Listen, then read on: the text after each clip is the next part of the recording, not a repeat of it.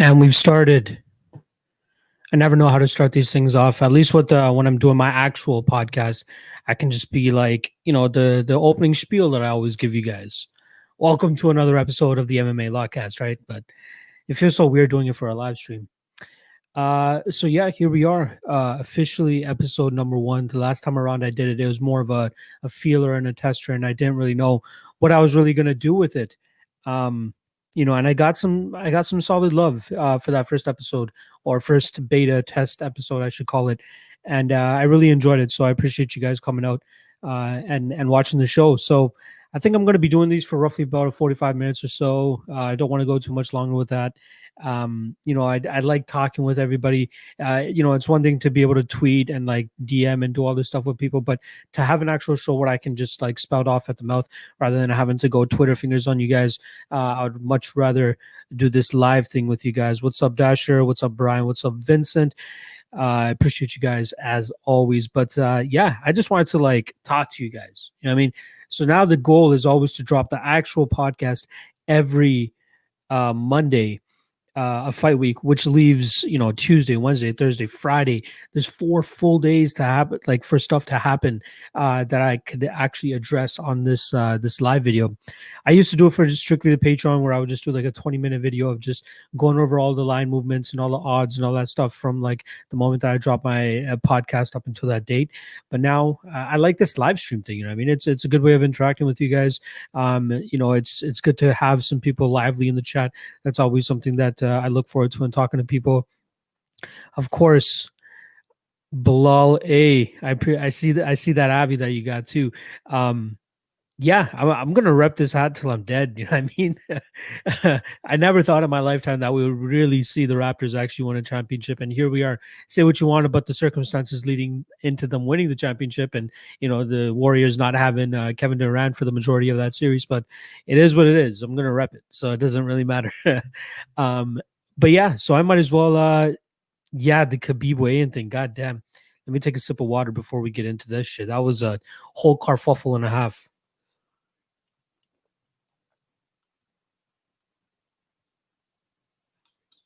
All right, so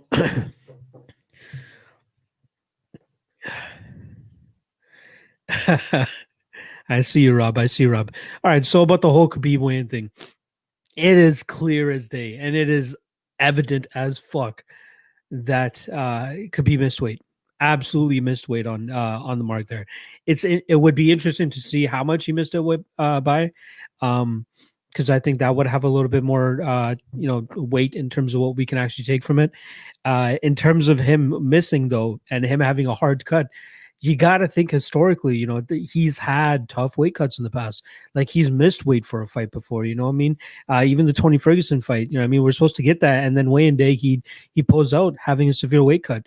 So weight cuts and those issues have always hindered him throughout his UFC career.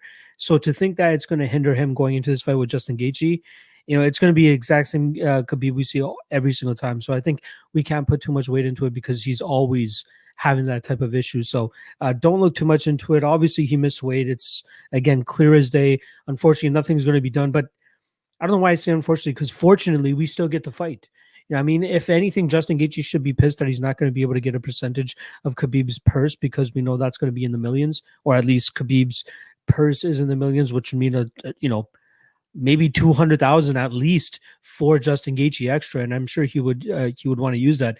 But with Ali being his manager and Khabib's manager, I highly doubt he's going to make a huge kerfuffle about that. So yeah, that was a bitch and a half, man.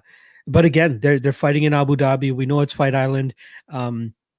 Abu Dhabi has been promised one pay-per-view a year, and obviously they're getting multiple now because of the whole COVID thing. But, with them having the card at 2 p.m. Eastern, the main card, we know that the only reason they're doing this is because of Khabib. I believe they've had UFC 251 on Fight Island as well. I might be mistaken, but the UFC 253 as well too was on Fight Line, and but that was prime time for us. They didn't make the same exception as they are for Khabib in terms of the timing. So this card is built around Khabib. We all know about that, and there's no way the UFC wanted them to miss out on a Khabib fight. So they're just like, you know what? Let's make sure he's first on the scale. Let's set the scale to 155, and as soon as he steps on it, give it a second. Then let's unlock it so it looked like it was at 155, and then quickly mess with the scale. So you guys didn't see how much he actually weighed. So it is what it is. We can't do much about that. It was fun to talk about when it first happened, but there's nothing that's going to be done about it now. Thoughts on the Volkov weigh-in? Yeah, that one was a little bit skeptical. So I might as well just lay it all out there right now. My main play for this card is Alexander Volkov. I got in on him at -150. I thought he was a solid spot there. Even when I did the breakdown with Cody for the 100th episode, we were happy to see him at -160. So we were happy to bet him at that line. And then when I got down to -150, I'm like, all right, there's no more waiting. This is the fucking spot. Volkov seems like skill for skill. The discrepancy between him and Walt Harris seems the widest on this entire card, especially considering the odds that we're getting him at as well, too. So, I love Volkov. I'm hoping that we don't read too much into the weigh-in. Again, this is the heaviest he's come in at. I'm trying to look at a glass half full in terms of thinking that he's probably going to try to use that extra weight in the grappling and clinch exchanges to try to get Walt Harris down and maybe rain some shots from on top. But yeah, the guy's a vet. I mean, he just based on his IG, it seemed like he's been taking this seriously. He has a vast skill advantage. If we see anything of the Volkov that we know, he should be able to go out there and dust Walt Harris. So I'm still not too pissed off at that. Let's see what's going on. The fix is definitely in. The fix is definitely in with Khabib and his weigh-in. Morning. If it's morning for you, morning. Man, it would be a sight to see if Gaethje was actually the one to go out there and pull off this victory. My man Dasher has a point. Somebody says that Kadyrov reached out to the scale operator, and threatened his family. Yeah, exactly. He missed weight. See, that's the thing. So that leads me to believe, like, okay, he knew he was not going to make 155. He was probably like 158 or 159 or something like that. I mean, that's why they allowed him to be the first one on the scale, because if you see everybody else's weigh in, like, they're taking their time with letting that whole scale bobber thing settle before reading out the weights.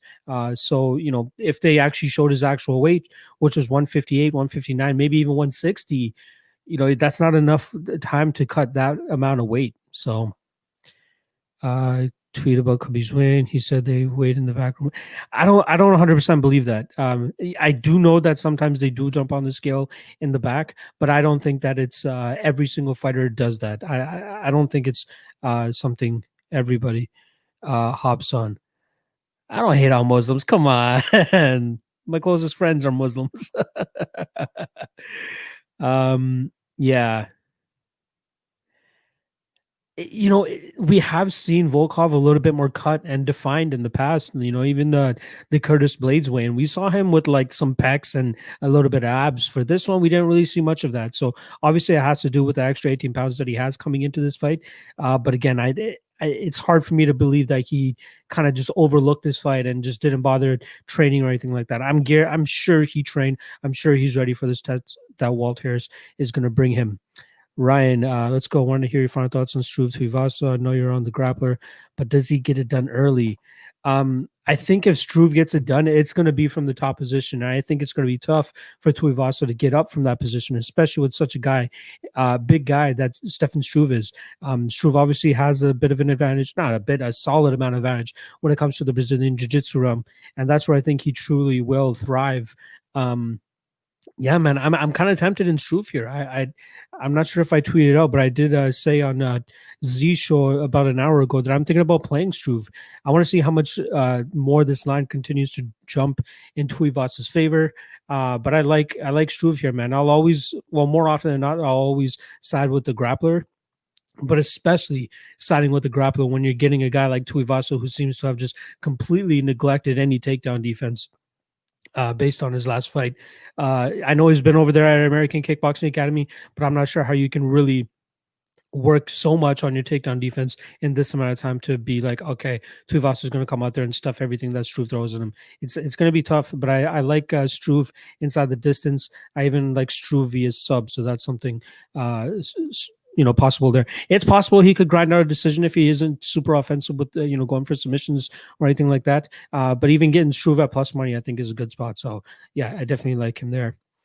Bobby Knuckles looked really good on the skills. He did. He always looks good, man. The guy is a fucking gamer, and I don't mean that like literally as well, which he actually games a lot too. But the guy is legit. I really like Bobby Knuckles. But again, I'd be lying if I said that I'm not a little bit scared for the chin and the durability issues. That's what's kind of keeping me off actually playing him. But yeah, I do like Bobby Knuckles for sure. Nice bet on Volkov. Not feeling that extra weight, but guess he knows his body best. Yeah, exactly. I agree, Rob. He wouldn't have put himself at a disadvantage in this fight. If he didn't believe that he would actually go out there and win, man. I truly think that he has this fight in the bag.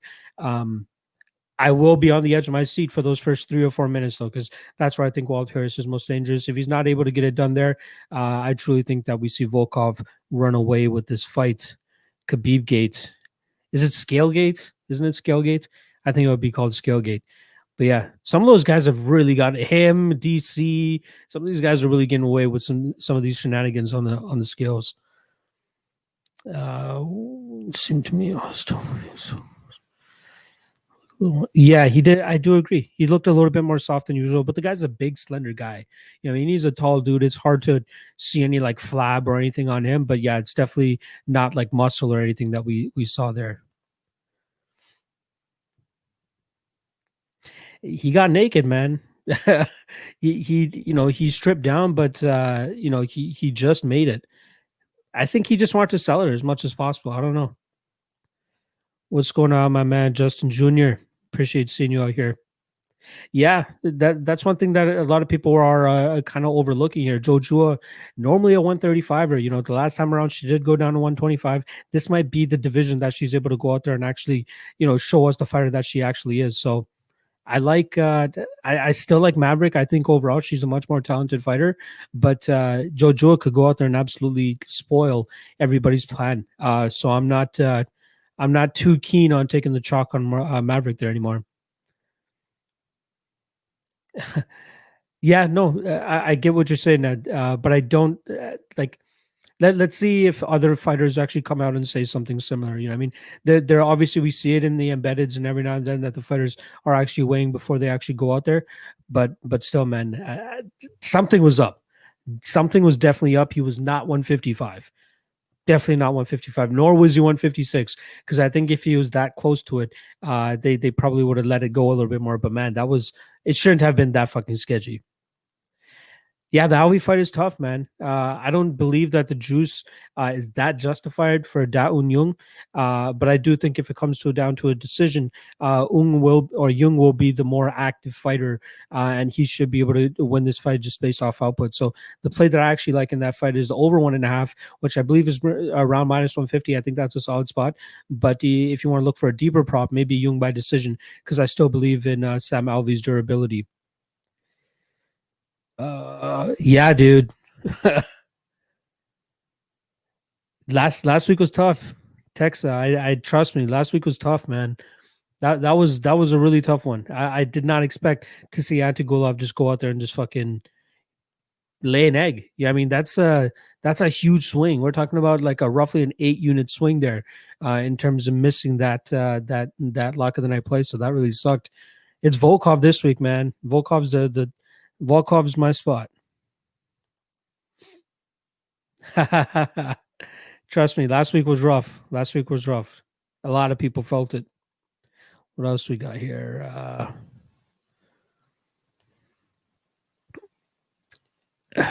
I believe that there is a little bit of value on Sam Alvey, but the only issue is like his lack of output is very concerning. So I think he's going to have to get it done via finish if he actually gets the victory here. But I don't know. Jung has his durabilities looked pretty good recently, but I don't agree on that -240, -250 on him. That's crazy. Yes. Hit the like. I'm still not sure how this whole thing works in terms of the live streaming thing, but yeah, definitely hit that like. That would definitely help. Uh, yeah, 24-10, 2020. UFC 254. Yeah. Let's see what else we got. Appreciate you, Vincent. uh, it's all good. It's all good. It comes with the territory. You know what I mean, we do our best out here trying to predict things, but when things uncharacteristically go wrong, can't predict that, right? uh, I don't know, man. I don't feel comfortable parlaying Khabib either. Like, he should win this fight, but that's a lot. Minus 335. You're saying it's. I believe that Gaethje has a better chance than those odds are implying. Um, in terms of a solid parlay, man, like I like Volkov. I think he's like a very very solid spot for this card. Maybe parlaying him with Ankalaev. You know what I mean, if you parlay those two guys, that's a solid parlay for you right there. I know there's a lot of chalk on Ankalaev, obviously. Um, Maybe Maverick, but I think that's a little bit too chalky as well. Too, Joel Alvarez is a solid spot too. But yeah, this card's a tough one for betting, especially putting together parlays if that's what you want to do. Khabib could, yeah. Uh, See, that's the thing. I feel like there is always this uncertainty when it comes to Khabib's weigh-ins. But once he actually gets in the cage and starts fighting, everybody kind of just forgets about it.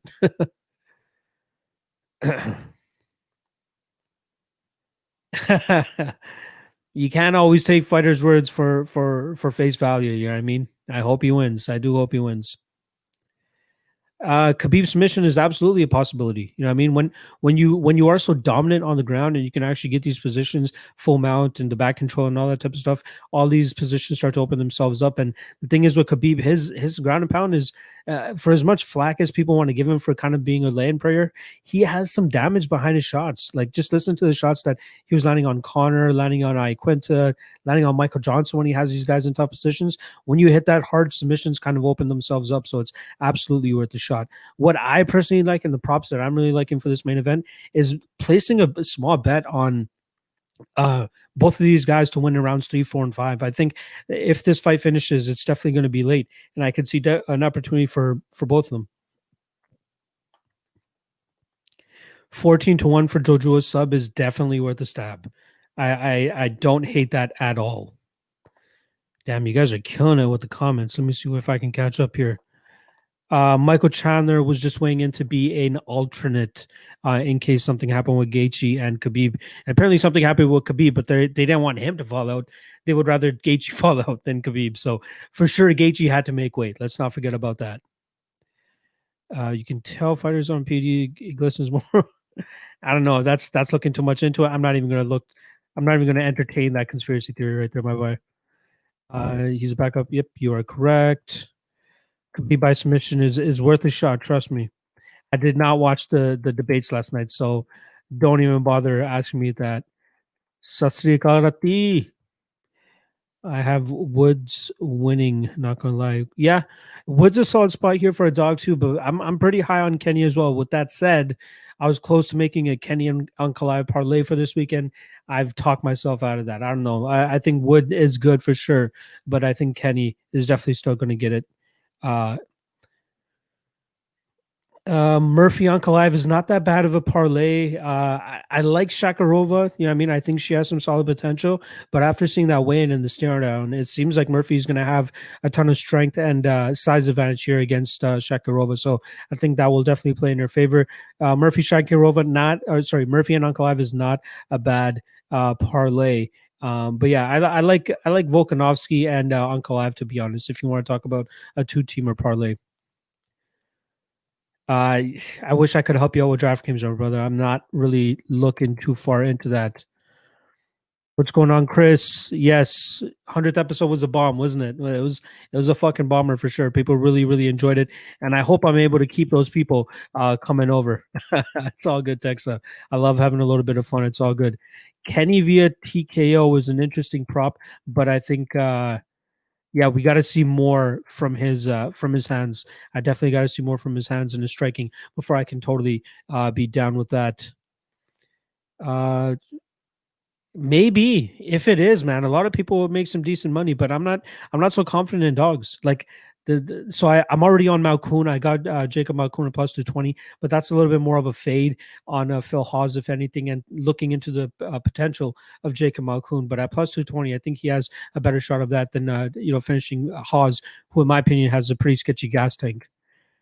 With the weight gain and all that stuff, I'm thinking more so inside the distance. If he goes out there, if Volkov goes out there and actually takes Harris down and starts raining shots from on top, I think it could be a short night for Harris. But I'm leaning more so with the decision. That's what I think.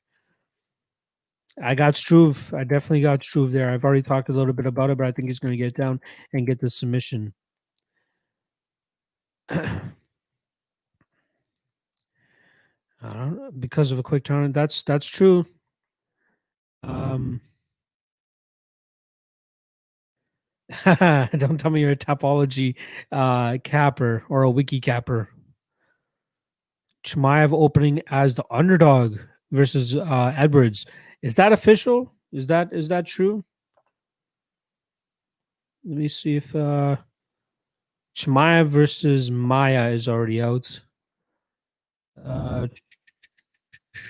Yeah, I don't. Oh, here we go. And look at that, Leon Edwards steamed from minus 175 to plus 100 now. Yeah, no, I gotta really look into that fight because I gotta look and see what the grappling of Edwards is like. You know what I mean? Is he Kamaru Usman level? Like, is it Chimaev Usman level? Because then it's gonna be a long night for Edwards. But I don't know about that fight, man. I don't think I can bet Chimaev at minus 150 against a high level talent that Leon Edwards is yet. You know what I mean? He went out there and beat the brakes off of John Phillips and Reese McKee. Those guys are far cries from what Leon Edwards is going to bring to the table. So I think this is a good test in seeing where Chimaev actually is. Yes, whoever made weight, I believe they got paid for making weight. Best sports book in Canada or sports books. My top two personally are Pinnacle and Bookmaker, but I also mess with Betway as well, which allows you to like parlay crazy props and all that stuff, so you can get some crazy parlays. Yes, Chris Hames got the right message here. Hit that like button, help me out, and we can keep this show going. Do you think Struve can take down Ty? I'm not convinced based on the tape. Ty's sub defense against Ivanov was definitely serviceable. Let me take a sip of this water and I'll get right to that question, Liam.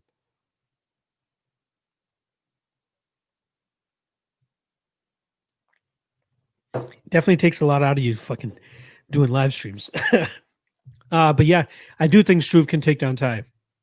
All you gotta see is that Sergey Spivak fight, which was the last fight for Tai Tuivasa. That guy showed a complete lack of disdain for takedown defense. You just fucking push the guy over and he was going to fall over. And given Struve's strength, height, and size, I think he should be able to do the same thing to Tai here. So I got to give the advantage to the grappler there. Yes, Chandler did make weight or did get paid for making weight. Yeah, see that's the thing with Harris too. A lot of people have to look historically. So historically, Harris normally comes in around this type of weight. Obviously the reason he came out at 265 against Alistair Overeem, the daughter of the death of his stepdaughter, that's a huge thing on him. So I'm sure that definitely fucked with him in that training camp. And then he obviously addressed that right off the bat, and he came in roughly 15 pounds lighter than he did last time. So but the thing is, even when he comes in on weight and comes in shape just as he has for the prior fights, he still comes out and fights the same way. Poor gas tank, very low output. I'm expecting to see him the same way Walt Harris. Maybe not as bad as he was against Overeem, but I still expect him, even the best version of Harris, to succumb to Alexander Volkov. And hopefully the weight gain for Alexander Volkov is not too much, but I'm not looking too far into that. Besides the main event, which fighter are you looking forward to most? Fighter to watch? And thanks for all you do. I appreciate you, Andrew. I appreciate you. Let's see. What fight am I looking forward to most outside of the main event? I gotta say Kennedy and Whitaker, man. That's a big fight. Obviously, huge ramifications in the middleweight division. If Cannonier gets the win, he gets a title shot. If Whitaker gets the win, that's two solid wins over two good middleweights. So it could be something possible for him. Maybe another one contender shot for Whitaker. But we obviously know if Cannonier gets a victory here, he's fighting Izzy next. But that's the fight that I'm looking forward to the most. But if you want to even get more degen with it, the fight that I'm looking forward to the most is Alex Cowboy Oliveira versus Shafkar Rakhmanov. I'm really looking forward to the UFC debut of Rakhmanov and seeing if he's the real deal. 12-0 coming in here. On the M1 scene, he was the champion over there. Has a ton of potential, finding good talent over there too. So that's something to keep an eye on for Shafkat. And with Alex Cowboy Oliveira, that you're always going to get a show, whether he's coming in in a positive note or a negative note. He always has a solid fight, and I believe Rakhmanov is going to bring it over to him. So I'm looking forward to that. And man, the line even flipped on Shafkat too. The guy was like a plus 140, plus 150 dog, and now you're looking at him, hours before the fight, roughly at minus 120. So a lot of people are believing in Shafkat as well too. Martial arts fan, Murph should be around minus 200. Yeah, that's what she's at currently. So I kind of agree with that line. Yes, episode 100 was epic. Make sure you guys check that out if you haven't already. Shout out to my guy, Ariel Hawani, for coming on and showing your boy some love. That was very, very fun to do. Was on the map more in PF on WSF a lot. A lot of commentators are bringing this point of how strong is his takedown defense. See, that's the thing, dude. Like, we didn't see much of his wrestling and grappling in the UFC. The only time we've really seen him get taken down is when somebody has rocked him. So we haven't really seen what his grappling looks like currently, and that's what makes this fight even more questionable in my eyes. I'm not sure what type of fight we're going to see, because it's going to come down to the takedown defense of Justin Gaethje. What else we got here? Let me catch up to this a little bit more. What's the chance of Khabib getting a sub? I think it's a solid chance. What is the odds on him to get the sub anyway? Nurmagomedov by sub. Wow, plus 190. I'd like better odds personally. But yeah, either a ground and pound or a sub.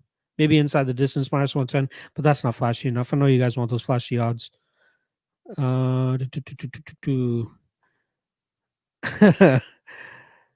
Tapology is for real. Yep, Clint is a beast. Same with MMA Prediction Guru. He's a monster. I used to use Bodog, not as much anymore. I'm not sure why I went away from them as much, but Bookmaker and Pentacore are solid. I mean, those guys never limit anybody. Their limits are very, very high. Yeah, they're a solid crew. The only one thing I'd give Bookmaker a little bit of flack about is they take a little bit of time to get some odds up, and then they don't drop their props until like the day before. So that's one of the downsides. But they're definitely a website that's one of the most respected in the industry. Whitaker or Jared, I definitely like Whitaker, but I do have questions about his chin. So I'm just staying away from that fight. Just enjoy that fight. Yeah, I got it in a Molson Canadian 2-4. They gave us glass, so yay. What's up, Just Bleed? Appreciate you hopping on the stream. Check out Just Bleed on Odds HQ. Those guys are killing it over there. They got a solid MMA crew. Yeah, looking forward to tomorrow for sure. It's not a bad line on Chimaev, but I'm still skeptical, man. This is the top of the top now that he's fighting. So we'll truly see where he's at. Let's see, Joao Alvarez versus Alexander. I like Alvarez, but I'm not the most convicted on that. Miranda versus Maverick. I'm taking Maverick in that fight, but it's a little crazy. They could, I mean, again, if you get a big win over Oliveira, that definitely gives you a stamp of approval for most casual MMA fans as well too. So I like Rakhmanov, and this should be proper for sure. Appreciate you, Liam. Thanks for checking it out. What are the chances Gaethje catching Khabib while shooting and being able to slam him like his pre-UFC days? Could be. I mean, that fight has so many fucking question marks, man. It's such a good fight. Yeah, I haven't actually looked into this fight. It is on my list for after I finish up the stream. This is definitely a fight that I'm intrigued by, because I'm intrigued by Muradov the most. Him at dog odds, and Holland always being a little bit more, favored in people's eyes, unjustifiably, in my opinion. So if you're going to give me dog odds on Muradov, who I believe is a solid talent, I'd probably take the shot, but I need to dust up my memory on him a little bit more too. Alvarez by decision. It's worth it, but Yakovlev is quite durable as well too. I mean, that's my main concern here. If Yakovlev decides to make this a little bit more of a grinding fight, I believe Alvarez will get the upper hand every now and then, and it could come down to the durability of Yakovlev. So that's my only question there. Yes, sir. Just hit me in the DMs on Twitter, Justin. I got you, brother. Personally, I'm not 100% sure. I know Division One NCAA is like the highest level of college wrestling you can get to, but I'm not exactly sure what NAIA actually stands for there. Uh, I think Jung wins on volume, but Alvey could definitely clip him with something. I think he still has some solid power. He did hurt Span, and he made that fight a lot closer than it should be. And one thing a lot of people are overlooking is that they really capped Jung to be a much shittier fighter when he was fighting guys like Khadisi Ibragimov and Mike Rodriguez. So keep that in mind too. I don't think that Jung should be this heavy of a favorite, but I do think he wins. Yeah, yeah, that Alvarez and Yakovlev fight is really tough one. Top five fights to not go to the decision. I like this question. I like me some violence bets. So let's go through this. Let's start from the bottom. Okay, Shafkar versus Oliveira, I think is one fight that should not go to decision. Struve versus Tuivasa is another one.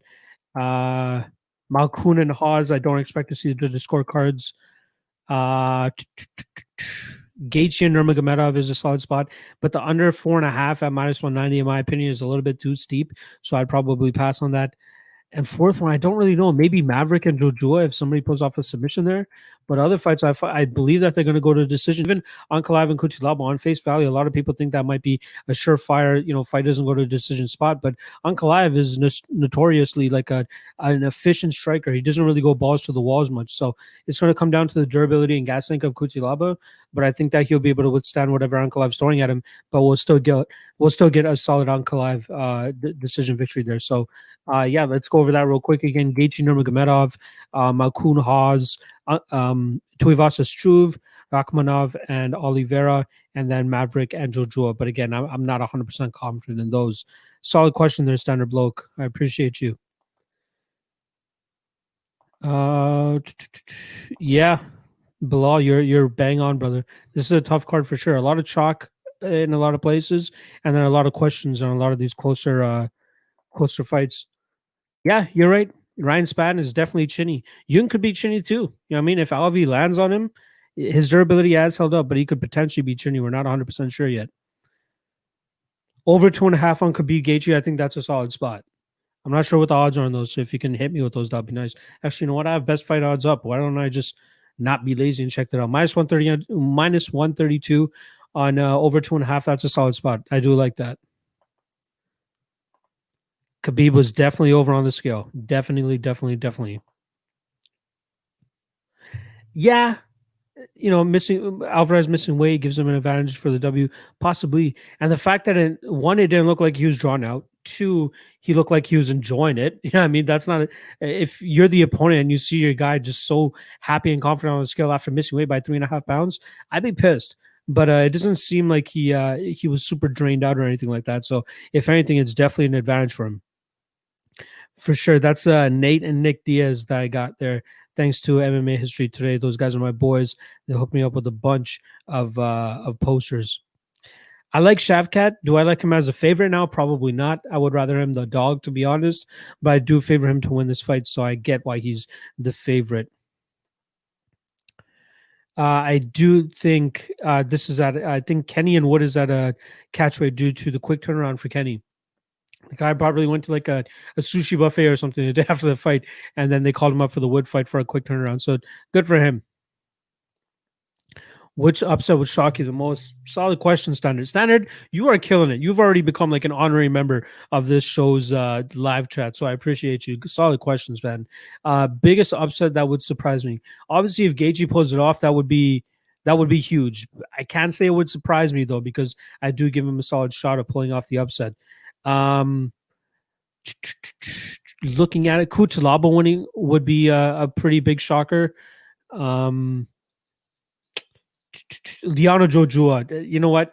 If Jojua wins, that one will probably shock me the most. Obviously, if Harris goes out there and knocks out Volkov in the first round, that wouldn't shock me. That would piss me off a little bit because that's his only path to victory. So maybe if it was like a Walt Harris third round KO, that would shock me the most. But in terms of just picking straight up like an underdog that would win, that would shock me. Definitely Liana Jojua. Young Ariel. I look forward to seeing it. It's definitely going to be Alexander Volkov. I played him myself at minus 150. Um, I like it all the way up to minus 200. So he's still roughly in that range. I'd say it's still worth a shot. What else do we got? You went all in on Rakhmanov. God damn, you gotta. I hope you got some bankroll management discipline, my brother. Shafkat's a solid prospect, and this is a good spot for him. But I'm not sure about going all in on him. You think of Fatigue will play into Kenny? He fought about 2 or 3 weeks ago. I'd say I don't think it's too much. You know, he was in good condition there. I don't think fatigue would be a huge detriment for Kenny this weekend. Prelim fight starting at 10, so they're actually starting at 11 a.m. Eastern time. So what is that? 8 a.m. for the PST guys. Yeah, I love the early start. I would rather the early start. Have this card wrapped up by 4:30, 5 o'clock. I got the rest of the evening to chill with my loved ones, do whatever the hell else I want to do. So yeah, I much prefer the early cards, especially if it's on a weekend. Let's get it out of the way early. You know what I mean? When I wake up, I don't want to have to wait fucking 8, 9, 10 hours for the fights to start. I'd rather them start within an hour or two of me waking up. So I definitely like the early cards. Yeah, interesting. I didn't know that was what that requested catch weight. It's interesting because he had, well, I guess Kenny was coming off a quicker turnaround, so maybe he was already in shape, and Wood probably wasn't. You should do a video of just betting lingo, chalk, fade, juice. You're not too familiar with those terms, are you? If you have questions about those, let me know, and I'll quickly break them down for you. Chalk, heavy favorite. Fade is pretty much betting against. So if I'm fading Felhaz, betting against him. And juice, similar to chalk, it just means that there's the price is too steep on them. They're too big of a favorite. Lock of the night, Volkov. Simple answer for you right there. Favorite dog picks. The only one that I've officially played is Jacob Malkoun. I'm liking that Stefan Struve is now a dog. That might be a play that I'm looking at. And when Shafkat was a dog, he was a good dog play. I'm not too mad at the Sam Alvey play. I just can't get over the fact that he has such low output, but he shouldn't be that big of a dog. Do not go to decision for Khabib Gaethje's lock. That's a tough one, man. Because if Khabib just goes out there in rounds 3, 4, and 5 and just lays on him because he's too tired from trying to smash him in those first 2 rounds, it's gonna look tough. I'm not the biggest on the fight. Doesn't go to decision there. Minus 215 is not too bad of a spot though. So good luck. Definitely going with Jacob Malkoun. What's the best bet you got on this card? I'm going with Alexander Volkov. I got him at minus 150. I bet him all the way up to minus 200, I should say. That's a good idea. Z, what's the good idea? What did I miss? What did I miss? Oh, okay. Maybe that's something that Z can do. You should do a video where you break down betting terminology, my brother. I think Kenny takes it via decision. Would they strip Khabib of his belt if he had to pull out or missed weight? They probably wouldn't have stripped him. They would probably have maybe made the interim title between Chandler and Gaethje. That's what I think. Let's see what you guys are killing it with the questions, man. I really appreciate you guys coming out for this. It's hard. I'm still getting used to just like going back and forth from the chat to the live video because I need to keep talking and keep the content coming. What else? Mitchell, a lock over Feely. I'm not 100% sure in that. Feely is criminally underrated all the time. He shows up and he looks amazing at times, and then there's other times where he goes out there and lays an egg. Mitchell is definitely a solid prospect, but I got to look into that fight a little bit more before I really get too far into that. Charles Bennett, felony Charles Bennett. Screw that clown. Let's see. Bilal, I generally wait until after wins to place any bets. Is it worth the exclamation? Even though I may be missing some good lines. It depends on the fighter. You know what I mean? For me, it truly depends on a fighter. A fighter that's notorious, like notoriously missing weight. Yeah, I'll probably wait until the weigh-ins. But when you got a fighter like Alexander Volkov who just consistently always looks good on the scale, it kind of surprises you when you take the trigger a little bit earlier and he comes in there at the heavyweight limit. So I can't blame myself too much for that one, but it's not a bad idea to wait into the weigh-ins. You might miss some good opportunities in terms of betting lines, but also it's it's possible that you could get some more extra information from the win. So if anything, here's another idea: just place a little bit of money on a guy that you're confident in, wait for the wins, and if it secures your understanding and validity behind that pick, then go ahead and place a little bit more on it. So it's a good spot there. Kenny Volkov parlay, not a bad spot, but again, I think that Kenny pick is interesting. I do my best to try and stay on top of the chat. I know once I get this to like the hundreds, I can't fucking do everything, so it's all good. I know.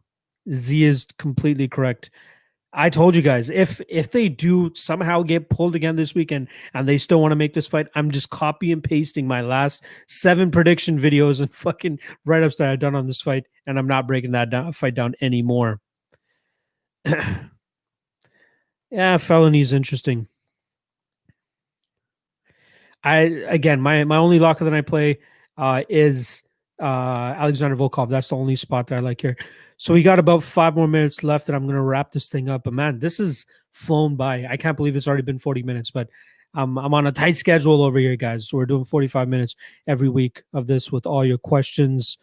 Appreciate you, Bilal. Appreciate you jumping in for the live stream. I'll see you again next week. Jorge Sandoval. You think Murphy will try and get some takedowns on her opponent or keep it standing? I think so the striking could be a wash. I mean, I think that I'm slightly impressed with what I've seen with Shakarova on the feet. She throws decent punches. Her technique's not too horrible. My question is her output.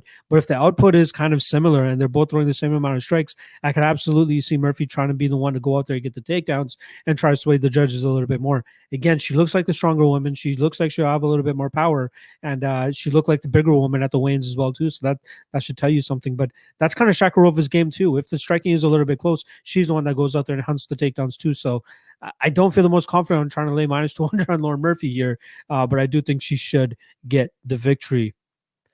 Let's see, what do we got? You guys are killing me, dude. Chakade hotte. It looks like I missed a couple of. All right, Khabib didn't look that great at the weigh-ins. Yeah, you're right, but he never looks good at the weigh-ins, so that's something that you guys got to remember. Who are some of your dream guests? I'm not trying to be that interviewer guy. You know what I mean? I just want to make solid betting content. And I thought if I had the opportunity of getting Chael on the show, or not Chael, sorry, Ariel on the show, it was going to be fun. I've done an interview with him in the past, and it was a great time. Now for me, the guests are more so guys that would be interested in betting. You know what I mean, if I can get fighters that are down to like talk about a fight and which side they're leaning on, what their perspectives are on it from a betting perspective, then I'd be down to get them on. So we'll see who I can get in the future. What else you guys got here? I've kind of already touched on Cannon and Whitaker. I like Whitaker, but I'm not the most confident in his chin, so that's the sketchy part there. And I'm not down to go out there and bet a guy strictly based on the thought that he's going to go out there and knock out his opponent. I don't like that type of that one small spot. Rick's Good Eats, of course. You must be from the Ontario area, my brother. Rick's killing it. What is this? Are you a Bowcat? I'm not sure what that question means, but sure. Khabib or Justin? I lean Khabib, but the value at this point is definitely on Justin. I probably take a shot on Justin if I'm able to get plus 300 on him on my side, but I haven't seen that to date. Appreciate you, Justin. You guys are the man. Yeah, again, Ariel was a fucking G, man. I've known him for over 10 years now. And anytime I've had a question for him or any type of request, the guy is back to me within an hour, not even. So that's dope. Give me the worst prop on the card. I like to tempt fate. Dude, Malkoun via sub. You know what I mean? That's the spot that I really like. Plus 1,000 is not bad. And even Gaethje in rounds 3, 4, and 5, you're getting, what is it? Gaethje wins in round 3 plus 1,900, round 4 plus 2,600, and round 5 plus 3,800. Not bad. When will I do fantasy sports breakdown for fights? I'm not 100% sure yet. You know, I mean, my time is currently already wrapped up with a lot of stuff. But once I leave the 9 to 5, I'll probably focus a little bit more on DFS. I know there's a huge crowd for that content as well. I can't put the most amount of time into it right now, but I will definitely change my gaze over to DFS a little bit when I get some more time. Uh, Parlay, I like me a Volkov and Ankalaev parlay. That's a solid spot. How much of an impact do you think Rob's low guard is going to be? I love the channel. Appreciate MMA Aniac. Appreciate you, brother. Yeah, that's the thing, but that's Rob style. Like, he has a low guard at times. He likes to lean on his in and out movement, his blitzing. That's a huge thing for him. That's something that that's how he is able to enter and get out of ways of shots as well too. So that's something that you need to that you need to worry about. And that's why he keeps his guard low. It's not really so much to defend for takedowns, but it's more so to allow him to like bring punches up from weird angles that not a lot of people are able to see. So yeah, he's got to mind his P's and Q's here though against Jared Cannonier, who is just as explosive, if not more explosive, than Robert Whittaker when he's coming forward with these big strikes. So that's something to keep in mind. All right, I'm running short on time here. Let's see what else I can get. Dasher, if you don't know what LOTN stands for by now, you got to get out of here, brother. Khabib will win. What time left now for them to start? Sure, Khabib should win though. How long before the fight start? So it starts at 11 a.m. PST, or sorry, EST, Eastern Standard Time tomorrow morning, which means that is, let me do my quick maths. 12, 18, about 17 hours away. Helwani came on my college radio show about 10 years ago. I don't remember how I got access to his information, but he hit me up, and yeah, we've been talking pretty much back and forth for that amount of time. Yeah, exactly. Rob should definitely use his kicks a little bit more to maintain the distance. That's for sure. Do you see the main event going to a decision? It could. I'm not saying it will, but it could. That's why I'm not so keen on the under 4.5. If anything, I would go with the over if you want to talk about value.